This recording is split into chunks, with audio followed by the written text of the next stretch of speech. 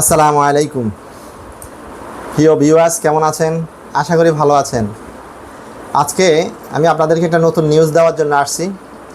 বাংলাদেশের রাজনৈতিক প্রেক্ষাপট সমস্যার কারণে কেউ বলছে গুজব, কেউ বলছে অবাস্তব, কেউ বলছে না মেডিকেল ভিসা দিচ্ছে, কেউ বা বলছে দিচ্ছে না। এই বিষয়গুলো নিয়ে নানা গুঞ্জন ছিল বিগত কয়েকদিন ধরে। রাজনৈতিক অঙ্গন থেকে শুরু করে বাংলাদেশের প্রত্যেকটা অঞ্চলে যারা ভ্রমণ পিপাসু বা যারা ডাক্তার দেখাইতে ইন্ডিয়া যাওয়ার জন্য চিন্তাভাবনা করতেছেন, প্রায় প্রশ্ন করতেছে, ভাই ইন্ডিয়ান এম্বাসি কি খুলছে, বা ইন্ডিয়া কি ভিসা দিচ্ছে? তো আপনাদের জন্য সুখবর হচ্ছে, ইন্ডিয়ান এম্বাসিগুলা ক্রমান্বয়ে চালু করছে। তবে ঢাকা এবং চট্টগ্রাম এই দুইটা এখন ওপেন করা হয়েছে। কুমিল্লা, সিলেট, রাজশাহী, ব্রাহ্মণবাড়িয়া, মানে আদার্স যেগুলো আছে লোকাল যেগুলো করা হয়েছে, এগুলো এখনও পরিপূর্ণভাবে চালু হয় নাই। কারণ আমি আমার হোম ডিস্ট্রিক্ট কুমিল্লার কারণে আমি আমার বাসার পাশেই ইন্ডিয়ান এম্বাসি, আমি আজকেও ওদের সাথে কথা বলছি। ওরা বললো যে না ভাই, আমাদের ঢাকা এবং চট্টগ্রাম ওপেন হয়েছে, আমরা এখনও ফাইল রিসিভ করতেছি না। ঠিক আছে, তো এখন সাধারণত আমি বলবো, প্রথম কথা হচ্ছে, যদি বিশেষ কোনো প্রয়োজন না থাকে, ইন্ডিয়ান ভিসা বা ইন্ডিয়া ভ্রমণের উদ্দেশ্যে এখন না করাটাই উত্তম। যেহেতু রাজনৈতিক পরিপ্রেক্ষিতে বা রাষ্ট্রীয় পরিস্থিতির কারণে আপনাকে বিভিন্ন বিষয় বুঝতে হবে। তো এই জন্য আমি আপনাদের কাছে আজকে নিউজ নিয়ে আসলাম, ইন্ডিয়ান ভিসা সেন্টারটা ওপেন হয়েছে। আপনারা যদি কেউ একান্ত দরকার হয়, অনেকেই ডাক্তার দেখানোর জন্য, অথবা অনেকেই আমাদের অনেক ভাই আছে যারা স্টুডেন্ট ভিসা অথবা ওয়ার্ক পারমিট ভিসার জন্য এম্বাসি ফেস করতে হবে। যেহেতু বাংলাদেশের সকল এম্বাসিগুলো নেই, ওই এম্বাসি ফেস করার জন্য হলো, ডাবল এন্ট্রি ভিসার জন্য হলো আপনাদেরকে ইন্ডিয়ায় যেতে হবে।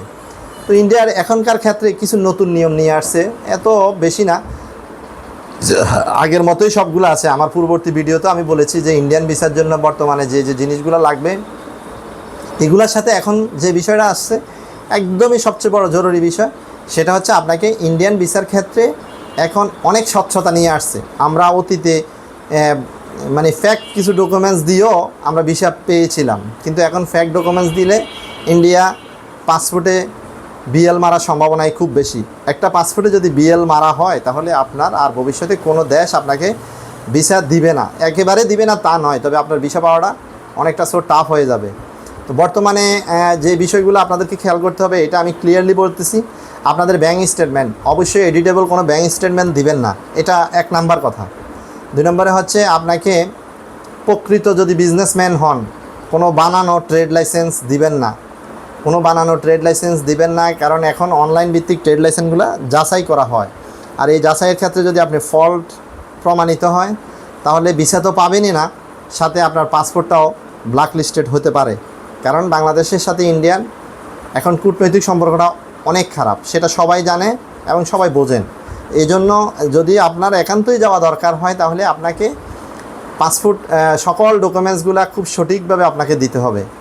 এরপর আরও জরুরি বিষয় হচ্ছে, 2x2 যে ছবিটা আমরা দিতাম, ওইটা আগে যে কোনো দোকান থেকে, কম্পিউটার দোকান থেকে প্রিন্টের মাধ্যমে দিলেও ওটা হইতো, কিন্তু এখন আমি ওদের আজকে ওয়েবসাইটে দেখলাম যে 2x2 ছবি 100% ল্যাব প্রিন্ট ছবি দিতে হবে। ল্যাব প্রিন্ট ছবি বোঝেন? ল্যাব প্রিন্ট ছবিটা হচ্ছে, আমরা সাধারণত যে প্রিন্টারগুলোতে দোকানে কম দামি প্রিন্টারগুলোতে ছবি প্রিন্ট দিই, এই ছবি দিয়ে হবে না, ল্যাব প্রিন্ট ছবি ওদেরকে দিতে হবে। এরপর হচ্ছে আপনার যেই জরুরি বিষয়, সেটা হচ্ছে আপনি পাসপোর্ট যেই নাম্বার দিয়ে আপনি ভোটার আইডি, যে পাসপোর্টটা আপনি যেই নাম্বার দিয়ে করছেন, অনেকে জন্ম নিবন্ধন নাম্বার দিয়ে করছেন, অনেকে ভোটার আইডি কার্ড নাম্বার দিয়ে করছেন, তাহলে পাসপোর্টের নাম্বারের সাথে আপনার ভোটার আইডি কার্ডের নাম্বারের মিল থাকতে হবে। এরপর হচ্ছে, যারা লস পাসপোর্ট আছে তারা এখন ইন্ডিয়ান ভিসা আবেদন করবেন না, তাদের ভিসা হবে না, এখন ভিসা হবেই না লস পাসপোর্ট থাকলে। আপনি যদি লস সার্কুলারও দেন, এখন আপনার এই ভিসা হবে না।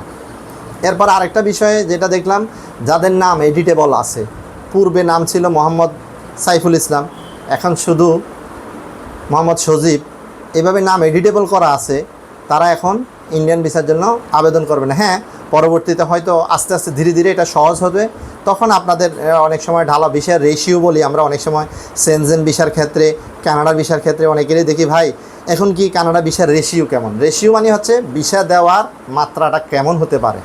তো এখন যদি আপনারা আমাকে ইন্ডিয়ার ক্ষেত্রে বলেন যে ভাই ইন্ডিয়ান ভিসার রেশিও কেমন, আমি আপনাদেরকে বলবো ইন্ডিয়ান রেশিও এখন 0।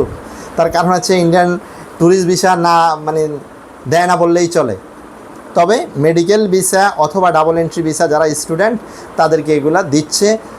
আপনারা খুব সতর্কতার সাথে এবং নতুন পুরাতন সকল পাসপোর্ট সংযুক্ত করে সকল ডকুমেন্টস জেনুইনভাবে দিয়ে এবং খুব স্বচ্ছভাবে আবেদন করে ফাইল সাবমিট করতে পারেন।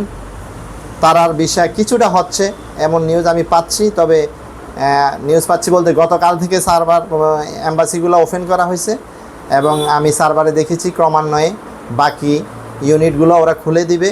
আশা করা যাচ্ছে পরিস্থিতি ধীরে ধীরে স্বাভাবিক হবে। তো আজকে এটুকুই বললাম আপনাদেরকে যে ইন্ডিয়ান এম্বাসি ওপেন হচ্ছে বা হয়ে গেছে, ঢাকা চট্টগ্রামে জমা দিতে পারবেন। সবাই দোয়া করবেন আমার জন্য, যাতে সামনে আপনাদের জন্য আরও ইনফরমেটিভ ভিডিও তৈরি করতে পারি। আসসালামু আলাইকুম রহমতুল্লাহি ওয়া বারাকাতুহু।